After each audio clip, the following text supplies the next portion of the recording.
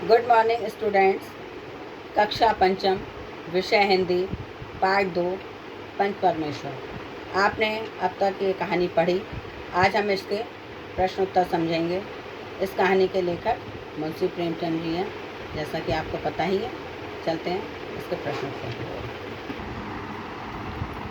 प्रश्न है आपका, जायदाद की रजिस्ट्री होते ही जुम्मन का व्यवहार बदल गया।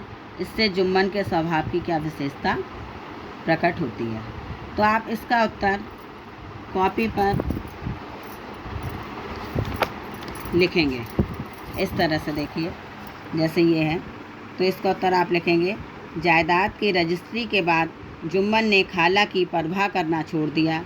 इससे उसके स्वार्थ और निठुर स्वभाव का पता चलता है, या उसके लालची स्वभाव का पता चलता है। दूसरा क्वेश्चन है आपका, मैं अलग पका खा लूँगी, खाला ने ऐसा क्यों कहा? खाला ने समय पर खाना ना मिलने पर परेशान होकर ऐसा कहा कि मैं अलग पका खा लूँगी।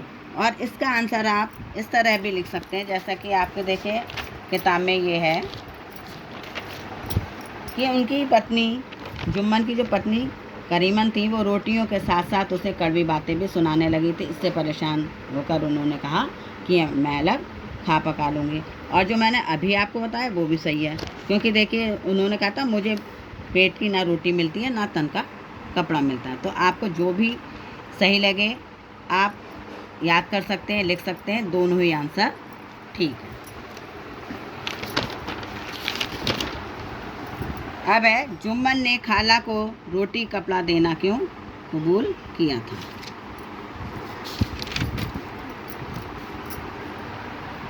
जुम्मन ने खाला को रोटी कपड़ा देना इसलिए कबूल किया था क्योंकि खाला ने जुम्मन के नाम अपने रजिस्ट्री कर दी थी। उन्होंने उनके पास जो भी था उसकी रजिस्ट्री कर दी थी, इसलिए जुम्मन ने उनको रोटी और कपड़ा देना मंजूर कर लिया था। फिर फैसला सुनते ही जुम्मन सन्नाटे में क्यों आ गए? मित्र अलगू द्वारा अपने खिलाफ फैसला सुनने से जुम्मन सन्नाटे में आ गए, क्योंकि जुम्मन और अलगू दोनों मित्र थे। वो ये समझ रहे थे ये हमारे पक्ष में फैसला देंगे, लेकिन उन्होंने उनके खिलाफ फैसला सुनाया, इसलिए वो सन्नाटे में आ गए। फिर सरपंच का आसन ग्रहण करते हुए जुम्मन में कौन सा भाव उत्पन्न हुआ? तो सरपंच का आसन ग्रहण करते हुए जुम्मन में अपने जिम्मेदारी का भाव पैदा हुआ, क्योंकि इंसान जब अपनी किसी भी सीट पर बैठता है तो वो उसके मुताबिक काम करता है। जब वो सरपंच बने तो उनमें अपनी जिम्मेदारी का भाव आ गया। उन्होंने सोचा मुझे निष्पक्ष फैसला सुनाना चाहिए, मेरे लिए दोनों लोग बराबर हैं। फिर जुम्मन शेख और अलगू चौधरी में मित्रता कब हुई थी? तो जुम्मन शेख और अलगू चौधरी में मित्रता बचपन में ही हुई थी। बूढ़ी खाला और जुम्मन में क्या संबंध था?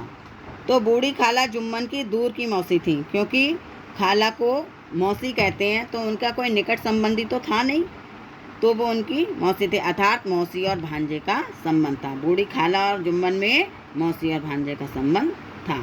फिर बैल क्यों कमज़ोर हो गया? तो समय पर चारा व पानी ना मिलने के कारण बैल कमज़ोर हो गया था, क्योंकि उसको चारा और पानी तो दिया नहीं जाता था, बल्कि उससे कड़ी मेहनत दी जाती थी, जिसके कारण बैल कमज़ोर हो गया था। तो आप लोग ये प्रश्नोत्तर कॉपी पर लिखेंगे और याद करेंगे।